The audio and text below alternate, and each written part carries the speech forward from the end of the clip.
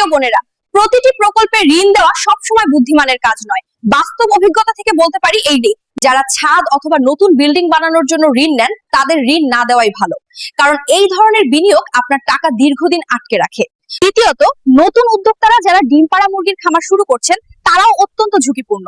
অভিজ্ঞতা ছাড়া এই ধরনের ব্যবসায় প্রায়শই লোকসান হয়। তৃতীয়ত, যারা বিদেশে যাওয়ার জন্য লোন নেয় সেই লোনগুলো খুব কম ফেরত আসে, আর এলেও অনেক সময় লাগে। চতুর্থত, কেউ যদি জমি কেনার জন্য ঋণ নেয় সেটাও ঝুঁকিপূর্ণ, কারণ সেই জমি বিক্রি না হওয়া পর্যন্ত আপনার টাকা ফেরত পাবেন না। পঞ্চমত, কেউ যদি আপনার কাছ থেকে লোন নিয়ে অন্য কাউকে দেবে বলে কখনো রাজি হবেন না। ওটা সবচেয়ে ভয়ঙ্কর লোন। আপনারা জেনেও যদি ঋণ দিতে থাকেন তাহলে তার অন্তত 80% ঋণ খেলাপ হবে। এটা বাস্তব অভিজ্ঞতা থেকে একটা কঠিন সত্য। আমরা বেশিরভাগই মধ্যবিত্ত মানুষদের সঙ্গে কাজ করি এবং এটাই বাস্তবতা আমরা প্রতিদিন দেখি। তাই এই বিষয়গুলো মনে রাখবেন আগে, আর আপনার নিজের অভিজ্ঞতা দিয়ে যাচাই করে নিন।